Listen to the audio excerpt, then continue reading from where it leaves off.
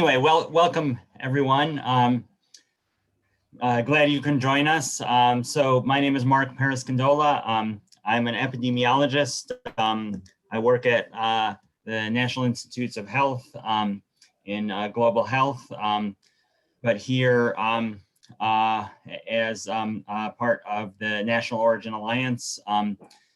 I'm delighted to be here to help, introduce this session. So, in recognition of National Origin Recognition Month, and glad to be, here working with the National Origin Alliance to bring attention to issues around equity and discrimination related to national origin.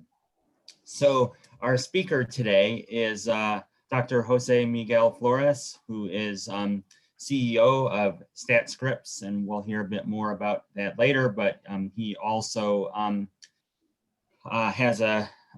is an addiction psychiatry fellow at Yale University School of Medicine, has a background in clinical neuroscience research, and we'll look forward to hearing a bit more about his career path and how he got to where he is now. So welcome, Dr. Flores, or Jose. Glad to be here talking with you today. Thank you, Mark. And thank you, Mandeep, as well. And congratulations on the recognition, by the way. Thank you, Jose, and truly we are so delighted to have you today. And then the way we sort of structured today's session was we would just sort of ask Jose, some questions to learn more about his background, how he got into medicine, public health, and then founding this wonderful company, Statiscripts, and also hearing his perspective as a person from diverse background and his, perhaps some barriers or how he has overcome some of those that could be very helpful to all of us to learn, and also as a hope for the younger generation as they are sort of planning their career trajectories. So thank you so much, Jose. We are looking forward to this session, and thank you, Mark, for moderating the session today for us. Great. Yeah. Well, let's jump into the conversation. So, Jose, I guess I was going to ask first. Curious to hear a bit more about how you got interested in public health as a career in psychiatry in particular. Sure. I guess when I was thinking about this question, I think as a Latino, I have to start with some of my experiences in Ecuador. I'm from Ecuador. I was born in Ecuador, and I grew up in Ecuador until I was 13. And then my parents immigrated for a little while. My parents actually immigrated a bit before me. It was very difficult to be without them. I'm sure for the people who are going to listen to this and who have children, this is one of the experiences that I think marks our life as immigrants. And it's very seldom talked about. The fragmentation of your family is whether it's for 1 year or 5 years or sometimes decades, that's how the story really begins, and that's the reason why I'm in the United States in the first place. It was never my plan. But this I think that from these very difficult experiences, also sometimes the perspective, many times, and if not all times, perspective is born. And this is, I think, what made me recognize that the one thing that was very different in terms of growing up in Ecuador, the one thing that was very similar in terms of a poor person born in Ecuador and a poor, when we came to America, we remained poor. But the one thing that was different, even though other things changed, the one thing that was similar, I apologize, was healthcare, access to healthcare. Whether you're poor in Ecuador or you're poor in the United States, the one common denominator is you do not have access to healthcare. Accessing a doctor is very difficult. When you get sick, the entire family is anxious and scared that someone in the family might not get treatment. And it just didn't make sense to me. It made no sense that whenever I come from, Ecuador at that time was in a very disrupted state. The banks had collapsed. A lot of people went into poverty in a matter of days. And when I arrived to the United States, I would think that, at least my access to healthcare was going to change. That wasn't the case. And that was inspirational to me to see, wow, it doesn't matter where I am. It seems like I will never have access to healthcare. And that made medicine so central in my life. Later, I would discover that medicine and public health have to go hand in hand, right? But there were many other aspects why I chose medicine. And another aspect is when I'm going through high school and I'm realizing that healthcare is something that I'm not going to have regardless of where I am in the world. Then I started asking people, like, could I be a doctor? I was becoming interested in medicine, and my guidance counselor, I remember very vividly, told me, no, medicine is really not for people from this disadvantaged backgrounds. It will be very expensive for your family. I think it's a bad financial decision. It's wonderful you want to be a doctor, but it is a terrible financial decision. And that was my first hard no, you should not be a doctor. And then things continue. This continued to repeat itself. The first job I had was I delivered cakes in the city of Elizabeth, New Jersey. And my boss one day pointed at the flag of Ecuador that was hanging from someone's window. And I told him, he asked me, what do you want to do after, like later when you're an adult? At that time, I was like 19. He said, and I said, I want to be a doctor. And he said, well, people who come from that part of the world are not doctors. And it was just, at some point I decided I was not going to be a doctor. And in fact, I decided I was not going to go to college because so many people told me that I shouldn't be part of medicine. Then I think my family, my community, people in my community said the opposite. They said, no, yes, we need people like you. And I kept hearing this opposing views, people who would tell me no and people who would say, absolutely, we need you. And I think when I started listening to the people who said yes, even though I always I try to give a sense of statistically what it felt like I always got one yes out of 99 no's. But by listening to that one yes, then I could actually tell a story of, medicine is very needed. We do not have providers. I want to be a doctor. I will be a doctor. So that's kind of like the inspiration. Without that motivation from my community, from my family, and from other people, not necessarily from the Latino community, but other people who understood the situation, I decided that was the best path and I wanted to do it despite the no's. Mm-hmm. Well, so I guess I'm curious, given that, you faced a lot of no's or opposition from, or you heard a lot of, sort of opposition or questions from folks. I guess were there also people who you saw as role models or mentors who kind of helped you along the way and to see what was possible? Yes, and that the conversation on mentorship is so important, I think, because it wasn't just that, there were people who were, I would say, complacent with my decision not to pursue medicine. They were neither opposed They weren't in favor nor opposed. And sometimes I did reach out to them, and they were helpful in some occasions. But the people who really changed my professional life were those who were so supportive that I wanted to go to them. I wanted to talk to them. It was good. It felt good to go and ask questions and even be vulnerable, or tell them that something had happened, or tell them about my failures and how do I get out of this.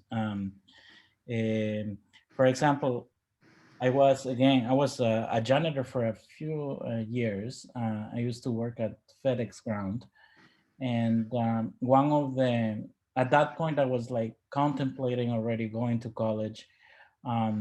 My family was in Pennsylvania at that point, and one of the um, one of the supervisors at FedEx ground, I was cleaning, I was I think sweeping the floors, and then he said, "Hey, do you want to go to college at some point?" I think he saw that, you know, uh, the potential. We had interacted before, but he just asked the question, "Why are you not in college?" I think that I had already excluded, and then that single question was enough to motivate me to ask more. So, hey, how do you even apply to college? I didn't even know. So he said, if you go to Penn State University, where your family, he knew about my family, for example. And he said, if you go to Penn State University, if you apply, I'm from Ohio State, we can be rivals. And he gave me a fist bump. That single interaction changed everything, because it was, and this is the importance of not only our community, like communities of immigrants, but also the majority, right? Supporting someone who is obviously not in his obviously not realizing his potential, right? And so in terms of, he wasn't the type of mentorship that he was, the type of mentor he was very different. It was someone simply stating some like giving me some guidance about generally applying to college. He had no knowledge about applying to medicine. He had no knowledge about, so sometimes we're afraid of encouraging people because we might not be experts in it, but he didn't have to. The only thing he said is he gave me a fist bump, and he said, we will be rivals when you go to Penn State. And I did end up going to Penn State,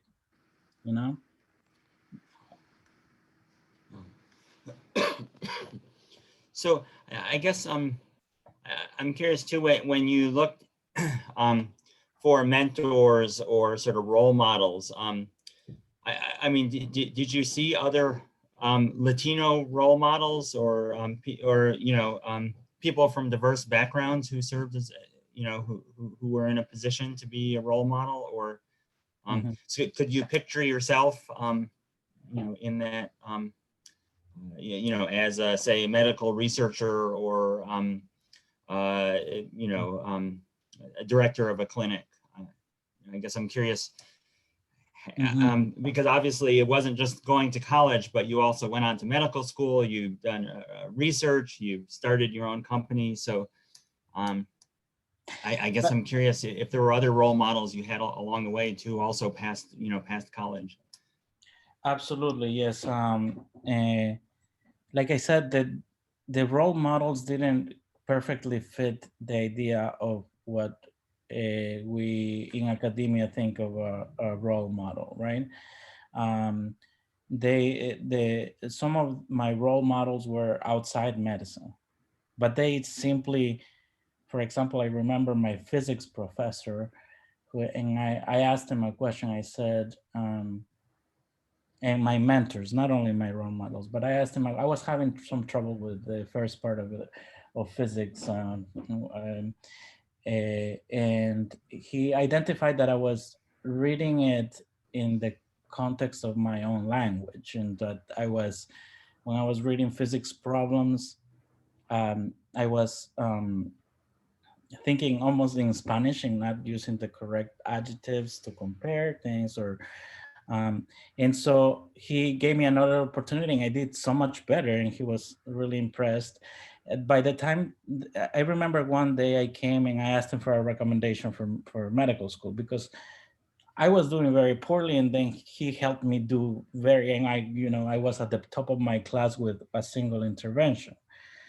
And so I asked him, I said, I didn't even ask him about a letter of recommendation. I said, who may I ask from whom may I ask a letter of recommendation? And he said, I will write you a letter. I mean, if they don't admit you to medical school, who else are they going to admit?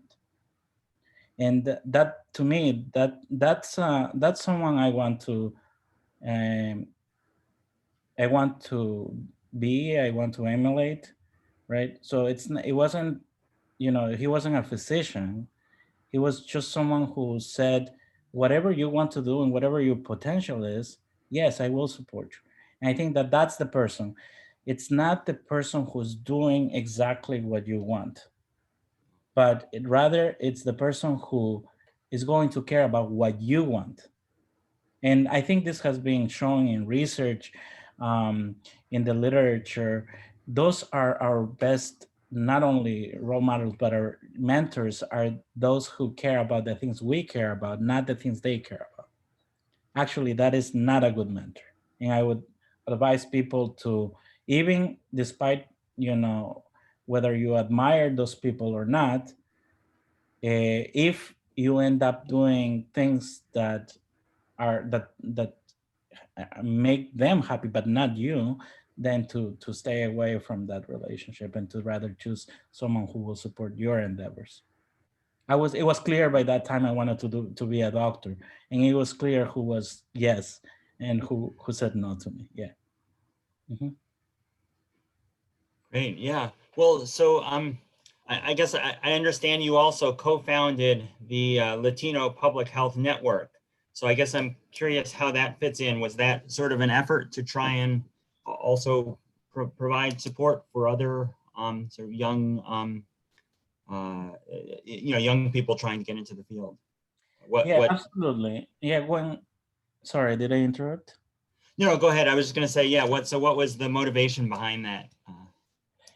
It was very interesting. So I cannot take credit for, even though I appear as a co-founder of LPHN and the Latino Public Health Network, I cannot take credit. I mean, there were the way that it was founded on a previous organization that it was not functioning anymore, and this was when I was getting my master of public health.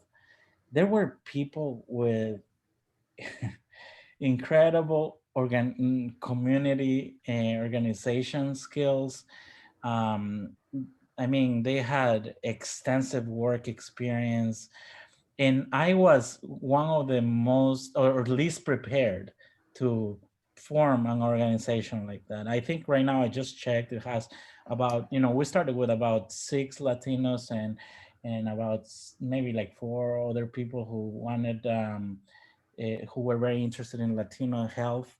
Um, eh, but they really had a lot of experience. I was the first president, and I learned a lot during the founding of LPHN. Right now, it has about 480 followers, 450 members. I think the pandemic has put a stop to a lot of their activities, but the reason why we created it was because we did not have a network, and this was at the start of, when universities were starting to engage in social media, but not like now. I mean, right now, I saw similar efforts, for example, in mental health, and people have a lot of they have they're less hesitant to engage, but at that time people were somewhat hesitant to engage, in a social media experience in academia.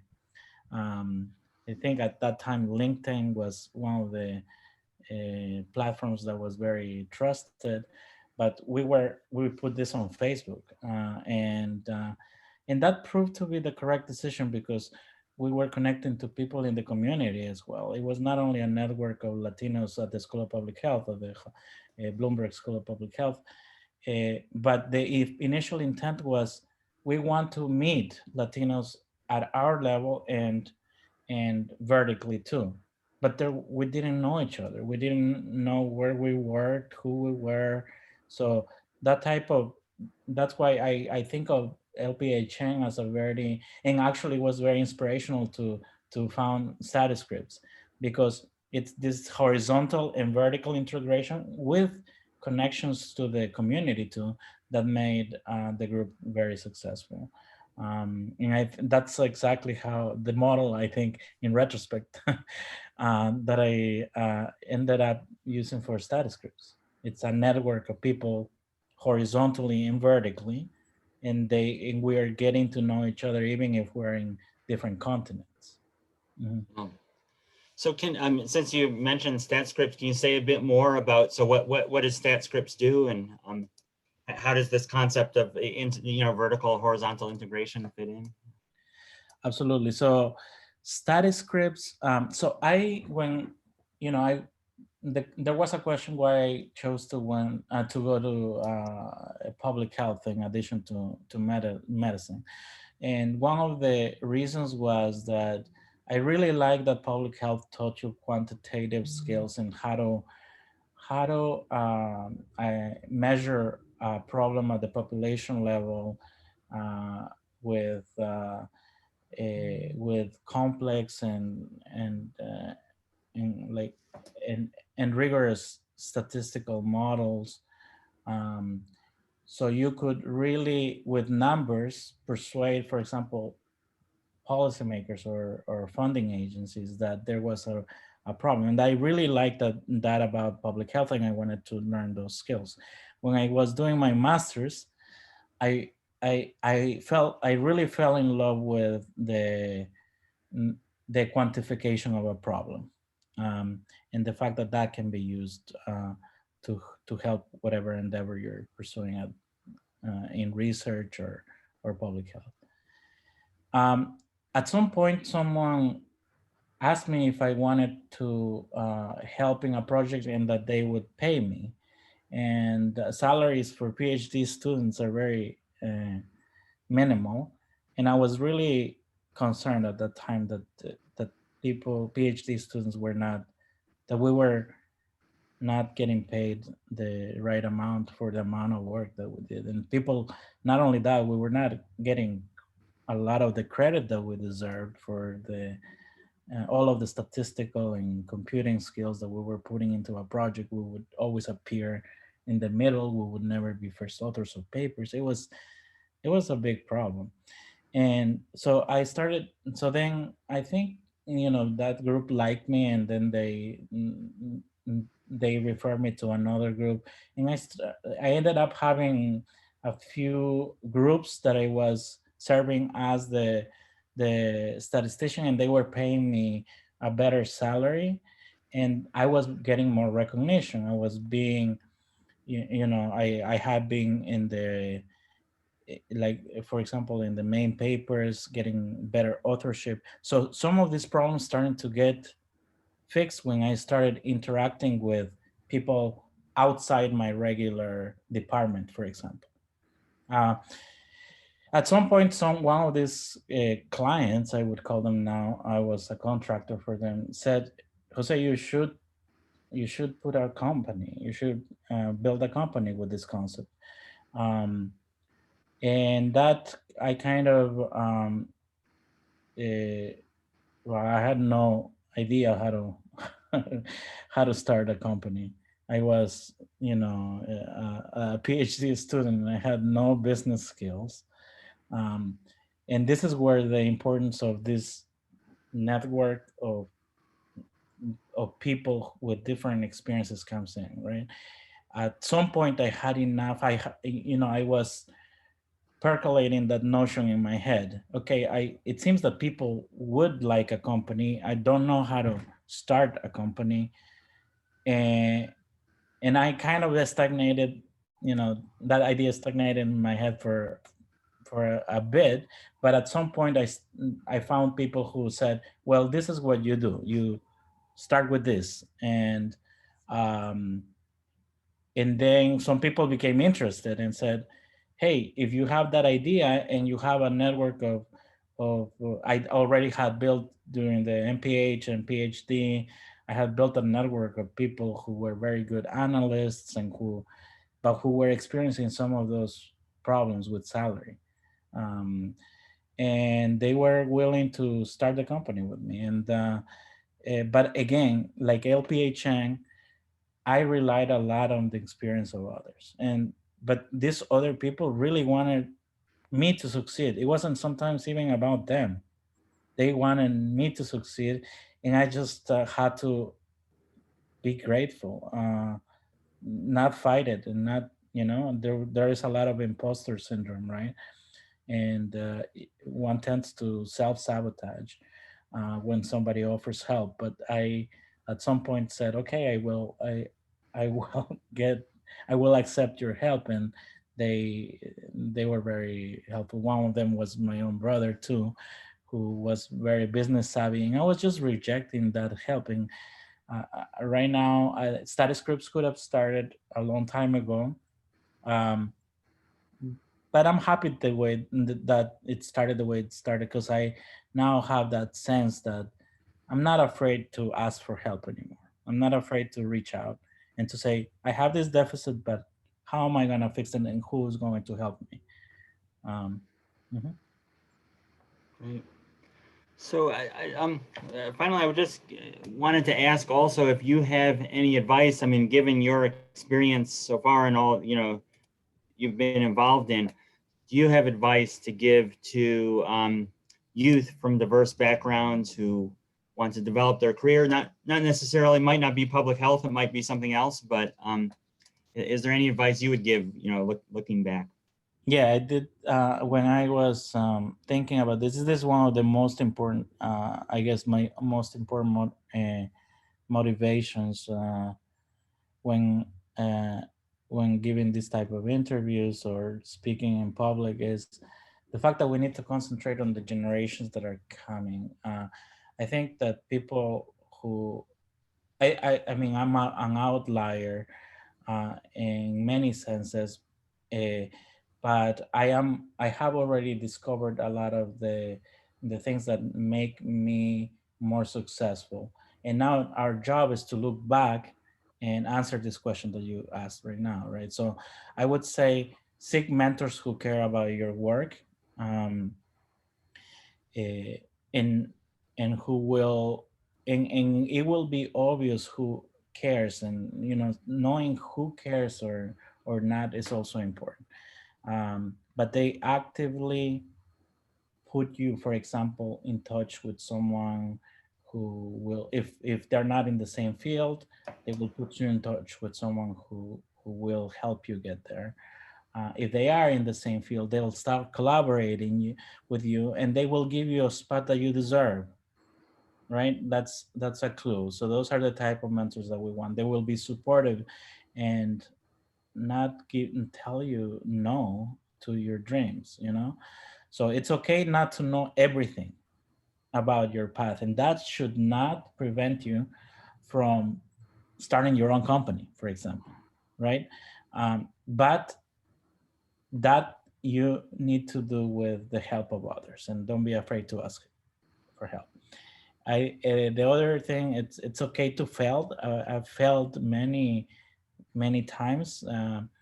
The important thing is get up and get that same network that you create to help you get up and overcome the obstacle you're having. I'm talking about tests in school.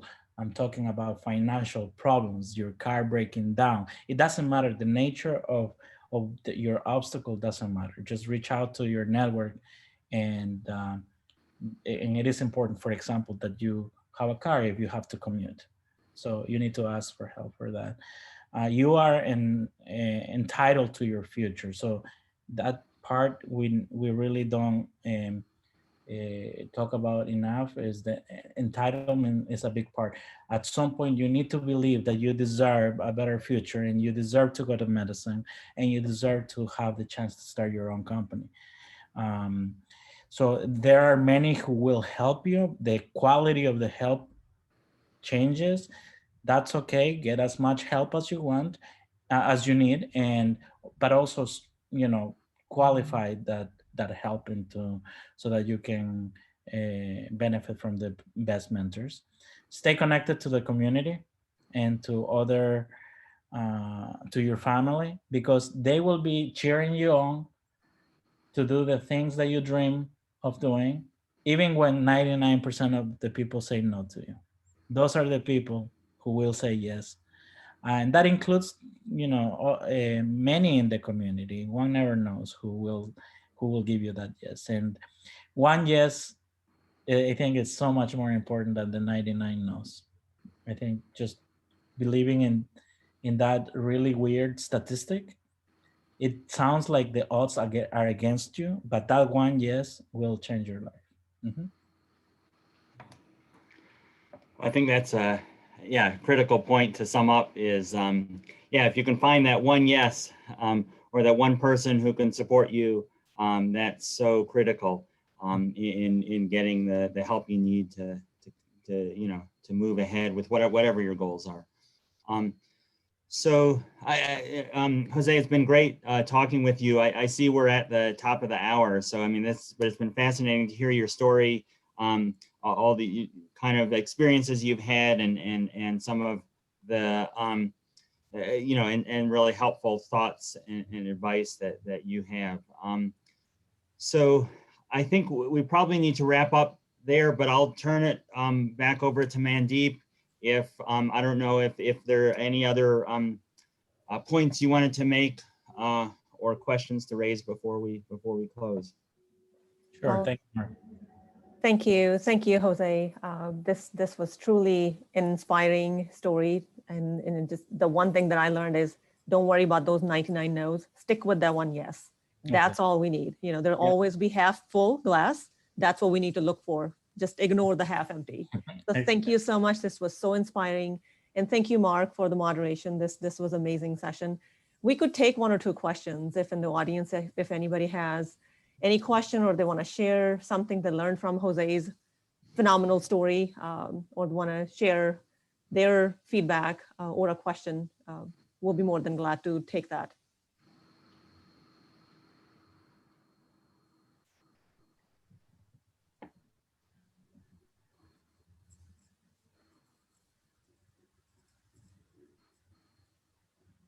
Okay, I see something in the chat box. One of the participants is just thanking us that they said it was so insightful and inspiring, and they're wishing, Jose, they're wishing you continued success, and they're saying take care.